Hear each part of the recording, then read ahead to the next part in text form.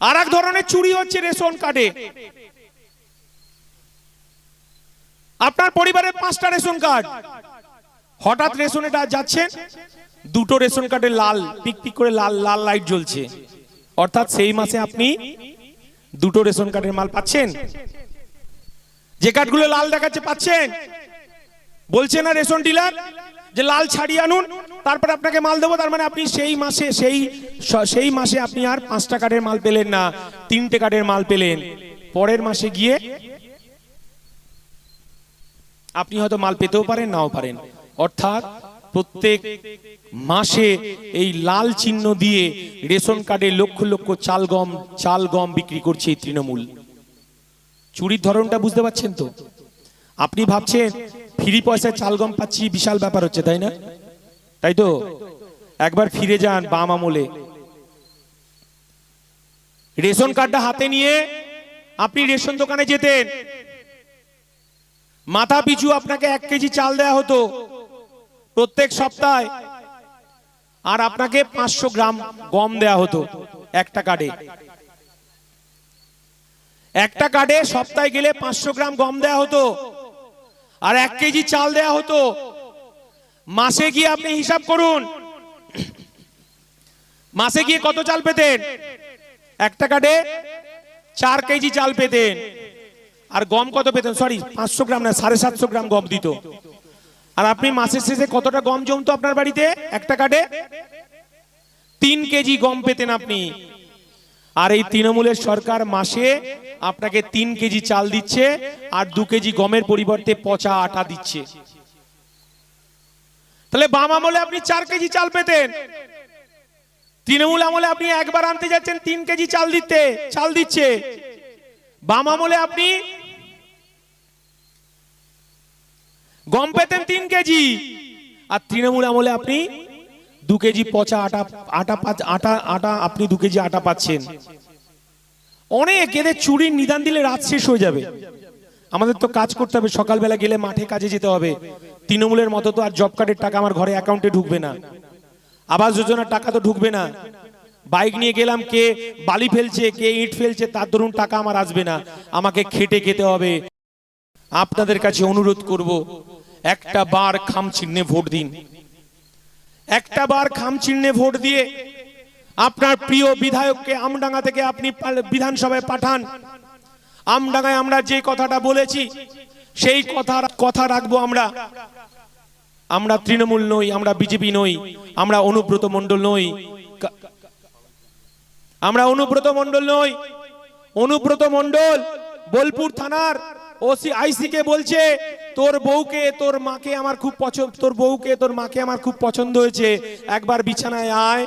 বাকি গালাগালটা বললো না। সেদিনকে মমতা বন্দ্যোপাধ্যায়কে বলেছি, যেদিনকে মমতা বন্দ্যোপাধ্যায় পুলিশ দিয়ে আমাদেরকে আক্রমণ করেছিল, সেদিনকে আমাদের ব্যাংসাল কোর্ট যেদিন জামিন দিল, আমাদেরকে আটকে রাখতে পারলো না। সেদিন মমতা বন্দ্যোপাধ্যায়কে খোলা ওপেন চ্যালেঞ্জ করেছিলাম যে মমতা বন্দ্যোপাধ্যায়, আমরা অনুব্রত মণ্ডল নই। মাননীয় মুখ্যমন্ত্রী, আপনি এই রাজ্যের পুলিশ মন্ত্রী, আপনার বুকের পাটা হলো না।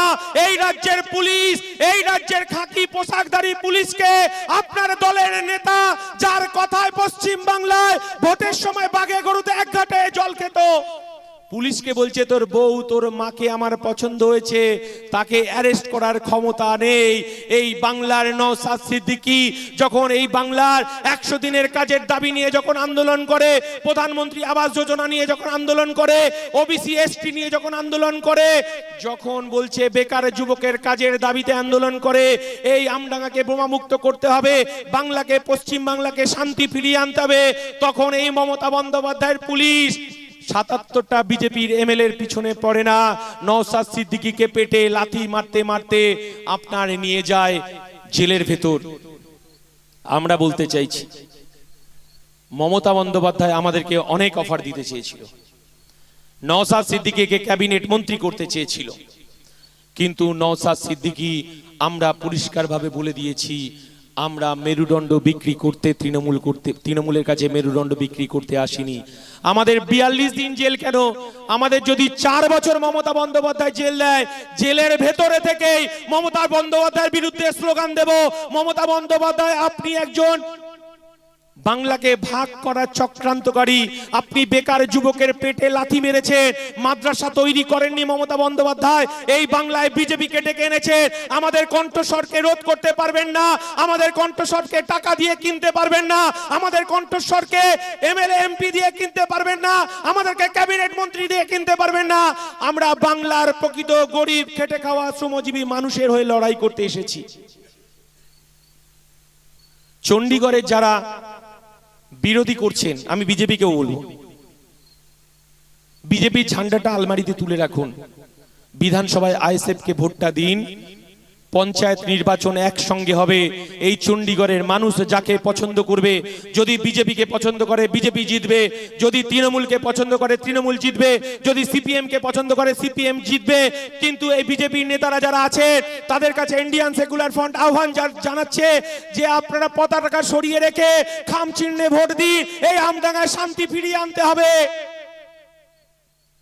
যারা তৃণমূলের পুরনো নেতা আছেন, যারা এই সিন্ডিকেট বাহিনীকে পছন্দ করছেন না, বোমাগুলিকে পছন্দ করছেন না, ঘরের ভেতর যন্ত্রণায় ছটফট করছেন, ঘরের ভেতর আপনি আপনার স্ত্রীর সঙ্গে আপনার মেয়ের সঙ্গে এই তৃণমূলকে আপনারা দেখতে চাননি, যে কথা বলে আর্তনাদ করছেন, আপনি চায়ের দোকানে বলতে পারছেন না, আপনি মার্কেটে গিয়ে বলতে পারছেন না, সবজিতে বলতে পারছেন না আমি কিভাবে হাতটা পুড়িয়েছি এই মমতা বন্দ্যোপাধ্যায়কে ক্ষমতায় এনে আমডাঙ্গার পরিবর্তে বোমাডাঙ্গা তৈরি করেছি।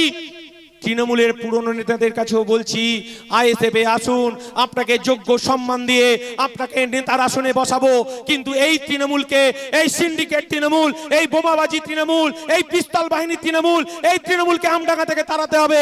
এই শপথ পুরনো তৃণমূলদেরকেও নিতে হবে, বিজেপিদেরকেও নিতে হবে। আইএসএফ বামপন্থীরা তো আছেই। আর যারা নেতারা ভয় পাচ্ছেন, তৃণমূলের নেতারা আপনাকে আবার 21 সালের মতো বাড়ি ভাঙচুর করবে, আবার আপনাকে মারবে, আবার থানায় গিয়ে মিথ্যে মামলা দেবে। বলে যাচ্ছি, শুনে রাখুন তৃণমূলের নেতারা, এখনো সময় আছে। আমবাগানে, বাঁশবাগানে, ধান খেতে, পটল খেতে যদি বোমার বারুদ মজুদ যদি থাকে, আপনি আমডাঙ্গা থানায় গিয়ে জমা করুন। আইএসএফ কে যেন মাঠে খুঁজতে নামাবেন না, তাহলে কিন্তু আপনাকে শেখ শাহজাহানের পাশে থাকতে হবে। এই কথাটা তৃণমূলের নেতাদেরকে বলে দিতে চাই।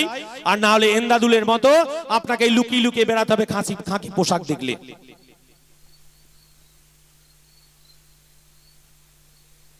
সেই কারণে ইন্ডিয়ান সেকুলার ফ্রন্ট বলছে, তৃণমূল বোমাগুলি নিয়ে রাজনীতি করতে চাইছে, ক্ষমতা দখল করতে চাইছে। আর নওশাদ সিদ্দিকী 5 টাকার কলমের রাজনীতি করতে চাইছে।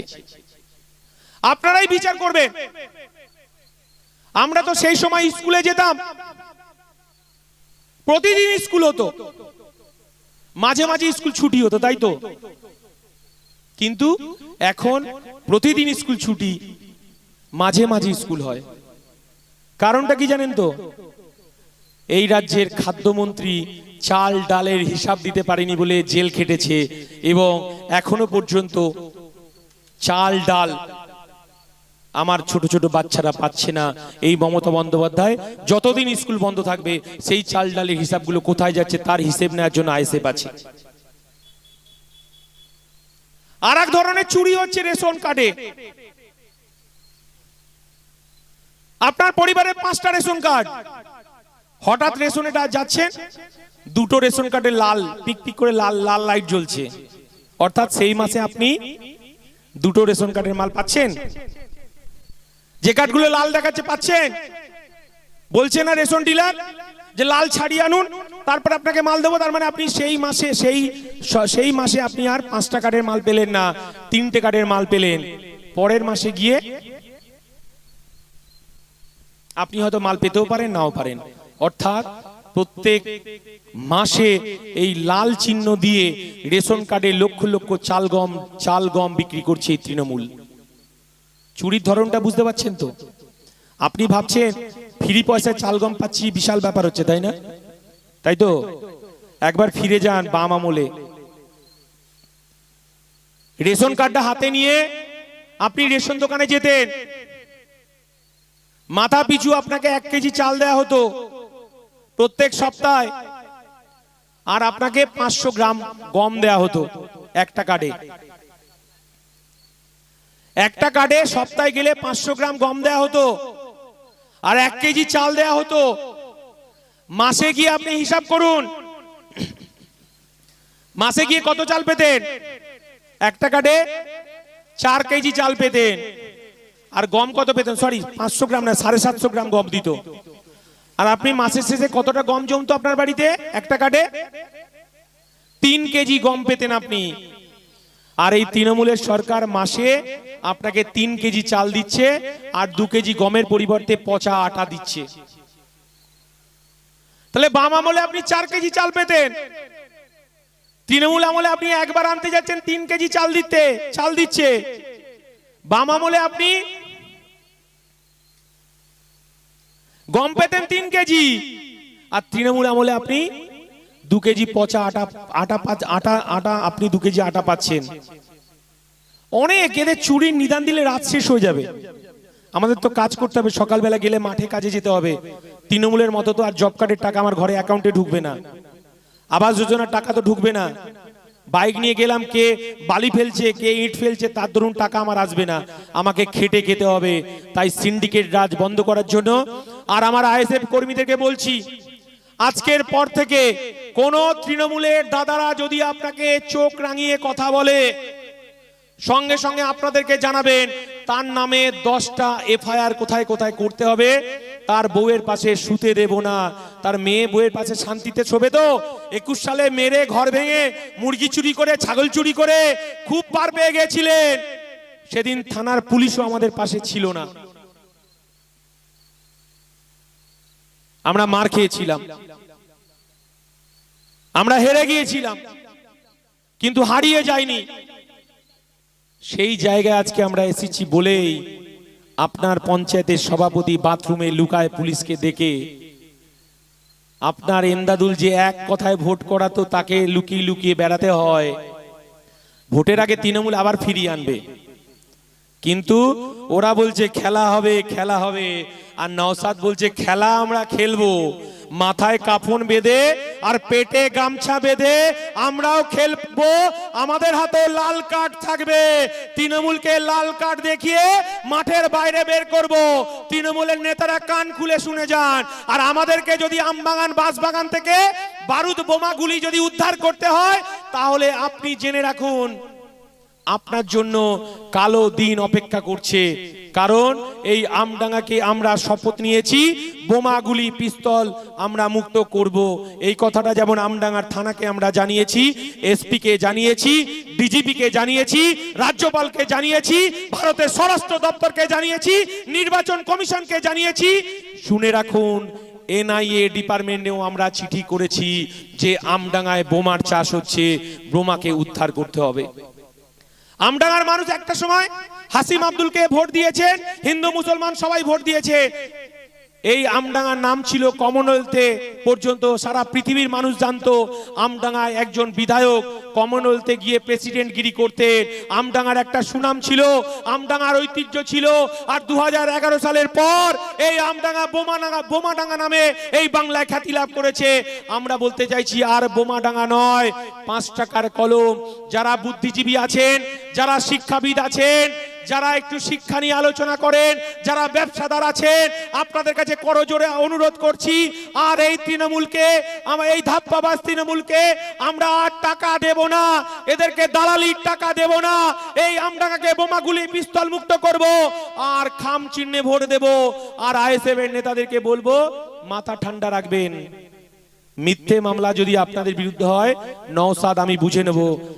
যে মিথ্যে মামলা করবে আমরা 1 সপ্তাহ 10 দিন 15 দিন হয়তো আমাদের একটু সমস্যা হবে, কিন্তু এমন চোতা ধরাবো তার বাপের নাম ভুলিয়ে দেব, তার বাবা, তার বউ এবং তার মেয়ে ছেলের পাশে বিছানায় একসাথে শোয়া বন্ধ করে দেব এই 5 টাকার কলম দিয়ে।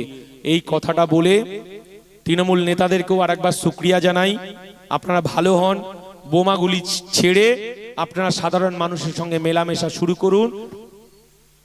সংসদীয় গণতন্ত্রে কেউ হারবে কেউ জিতবে, কিন্তু মানুষ বেঁচে থাকবে, সংবিধান বেঁচে থাকবে।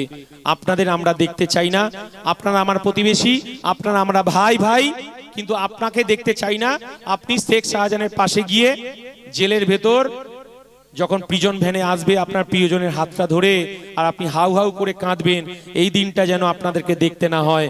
সবাই ভালো থাকবেন। এই আমডাঙ্গার ঐক্য জিন্দাবাদ, হিন্দু মুসলমানের ঐক্য জিন্দাবাদ। বিজেপি নেতাদেরকে বলবো, এই বারটা খামকে ভোট দিয়ে নওশাদ সিদ্দিকীর পাশে আমডাঙ্গার বিধায়ক তৈরি করুন।